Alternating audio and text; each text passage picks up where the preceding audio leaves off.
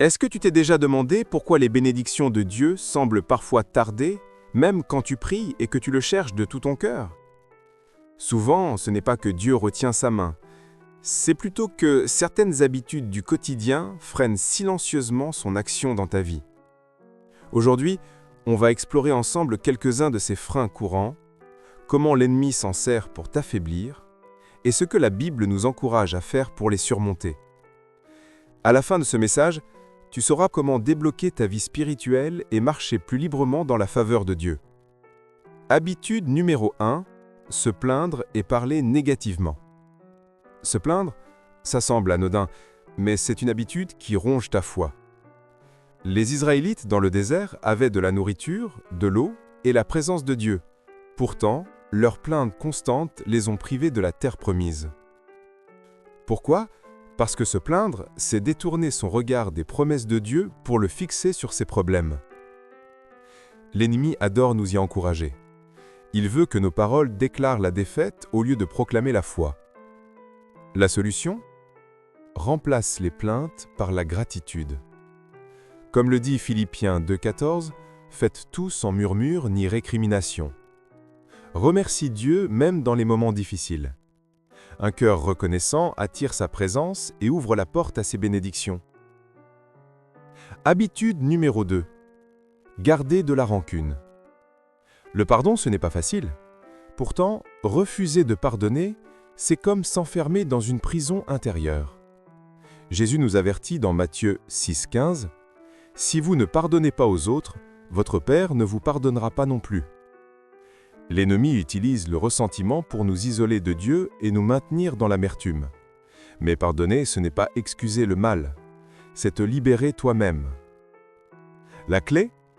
Prie pour ceux qui t'ont blessé et confie-les à Dieu. Tu ne pardonnes pas parce qu'ils le méritent, mais parce que toi, tu mérites d'être libre.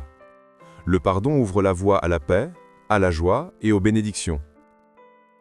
Habitude numéro 3. Négliger la prière et la parole de Dieu. Beaucoup de croyants aiment Dieu, mais finissent par s'assécher spirituellement parce qu'ils passent moins de temps avec lui. Le piège de l'ennemi, nous distraire tout simplement.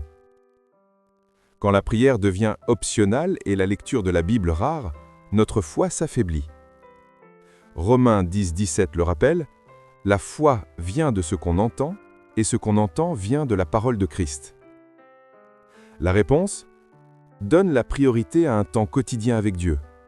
Pas besoin d'heures, quelques minutes régulières dans la prière et la parole ancrent ton âme, guide tes pas et prépare ton cœur à recevoir ce que Dieu a déjà préparé pour toi. Habitude numéro 4. Cacher son péché. Un péché gardé secret, c'est un frein puissant aux bénédictions. L'ennemi murmure, cache-le, personne ne le saura. Mais les ténèbres nourrissent le péché. Proverbe 28,13 dit « Celui qui cache ses transgressions ne prospère point, mais celui qui les avoue et les délaisse obtient miséricorde. » La honte est une arme de Satan. Il veut nous convaincre que nous sommes trop loin pour revenir. La solution ? La confession et la repentance. Mets ton péché en lumière devant Dieu et, si besoin, devant un frère ou une sœur de confiance. Dès que tu te repens, les chaînes se brisent et la miséricorde de Dieu coule à nouveau. Souviens-toi, ce que tu dévoiles, Dieu le couvre. Habitude numéro 5. Compter seulement sur ses propres forces. Notre autosuffisance est un piège subtil. Notre orgueil nous murmure « Tu peux y arriver seul, tu n'as pas besoin d'aide. » Mais c'est le mensonge même qui a causé la chute de Satan. Quand nous ne comptons que sur nous-mêmes, nous fermons la porte à l'intervention supernaturelle de Dieu. Proverbe 3, 5, 6 nous exhorte « Confie-toi en l'Éternel de tout ton cœur et ne t'appuie pas sur ta propre intelligence. Dans toutes tes voies, reconnais-le et il aplanira tes sentiers. » La voie à suivre ? Apprends à lâcher prise. Au lieu de vouloir tout contrôler, confie tes projets et tes craintes à Dieu. Sa puissance commence là où ta force s'arrête. En résumé, la plainte t'aveugle, mais la gratitude ouvre tes yeux. Le refus de pardonner t'emprisonne, mais le pardon te libère. Négliger la prière et la Bible t'affaiblit, mais un temps quotidien avec Dieu te fortifie. Cacher ton péché t'éloigne de Dieu, mais la confession ramène sa miséricorde.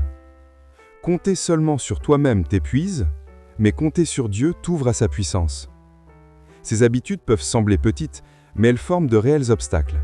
Brise-les, et tu verras la main de Dieu agir avec une nouvelle puissance dans ta vie.